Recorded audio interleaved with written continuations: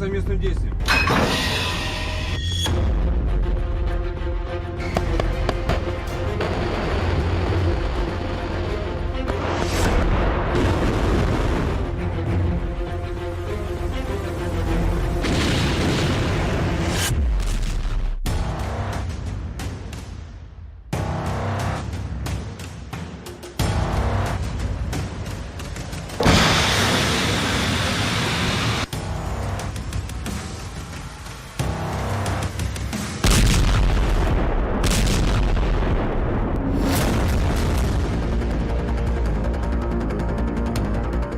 रूस यूक्रेन जंग को लगभग 4 साल होने जा रहे हैं और अब युद्ध में कोई बातचीत नहीं हो रही, बल्कि बारूदी धमाके हो रहे हैं।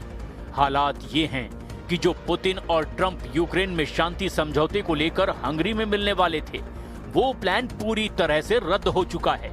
हालात ये हैं कि रूस इस वक्त 2 मोर्चों पर गदर मचाए हुए है। पहला है पुतिन का मोर्चा, जो 21 अक्टूबर से लेकर 29 अक्टूबर के बीच 3 बड़े परमाणु एक्शन दिखा चुका है, जिसकी वजह से यूरोप, नेटो और अमेरिका के होश फाख्ता हो गए हैं। आप पुतिन के परमाणु एक्शन का इसी से अंदाजा लगा सकते हैं कि जो अमेरिका रूस के खिलाफ लंबी दूरी की क्रूज मिसाइल टॉमहॉक यूक्रेन को देने जा रहा था, वो अमेरिका अचानक अपने वायदे से पलट गया है।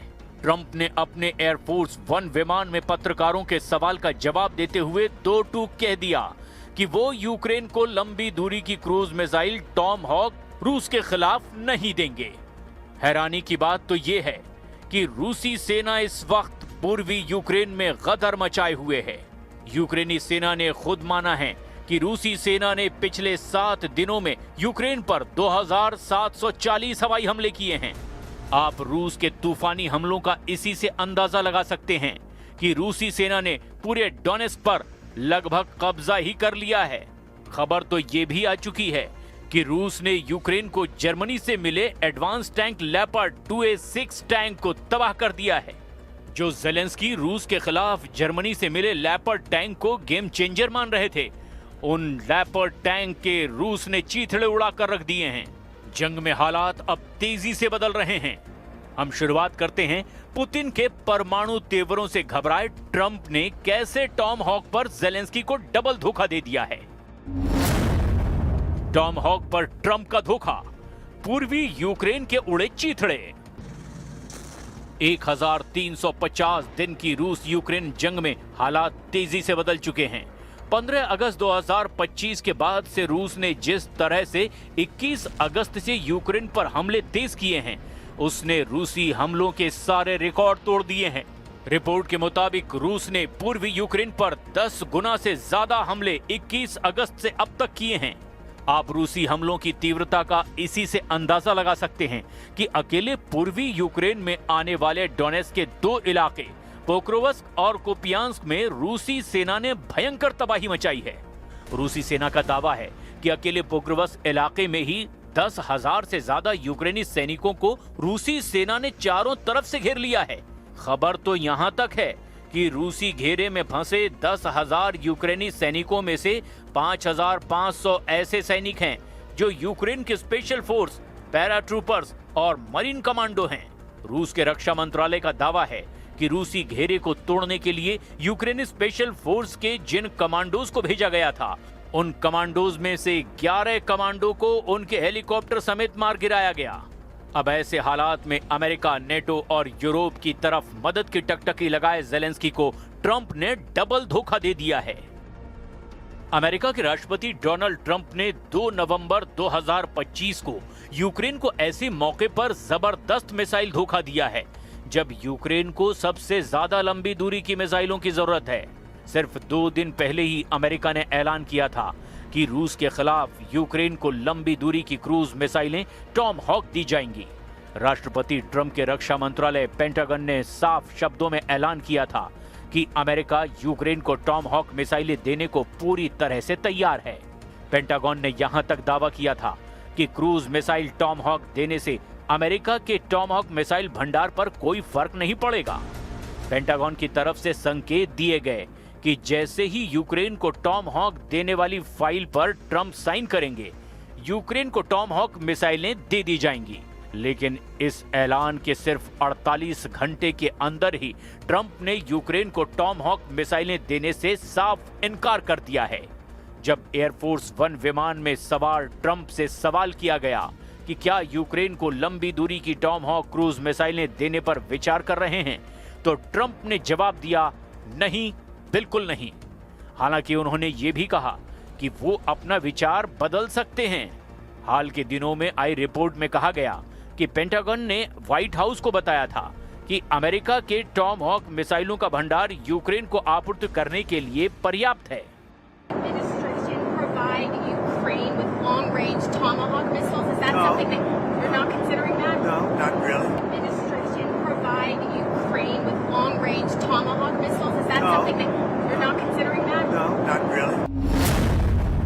यूक्रेन की डबल हार, रूस ने उड़ा दिए leopard tank.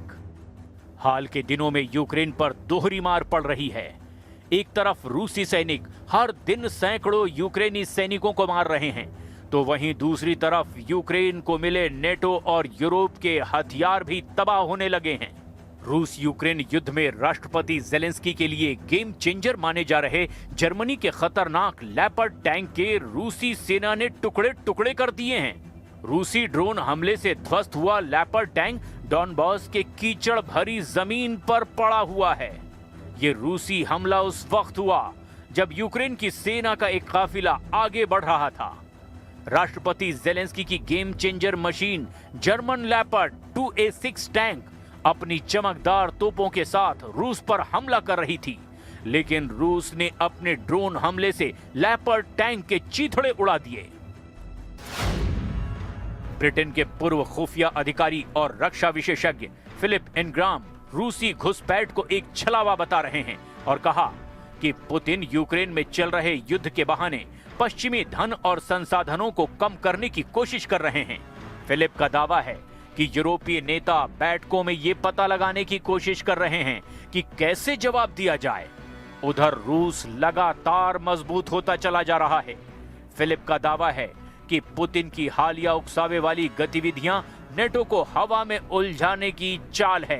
British media outlet the सन के कार्यक्रम बैटल प्लान्स एक्सपोज्ड में फिलिप इनग्राम ने कहा, हमने नाटो हवाई क्षेत्र का उल्लंघन करने वाले रूसी विमानों की संख्या में भारी वृद्धि देखी है, जिससे गठबंधन की राजनीति और सैन्य दोनों ही सीमाएं पार हो गई हैं और उसकी परीक्षा हो रही है।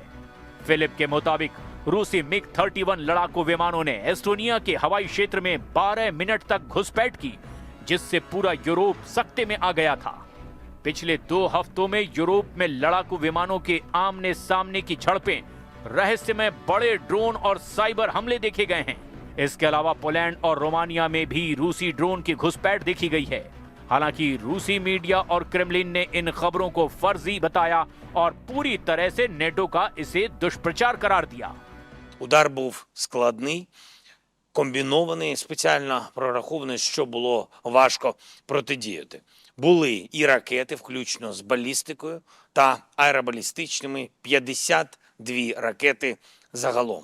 Більше 600 ударних дронів, із них шахеди близько 400.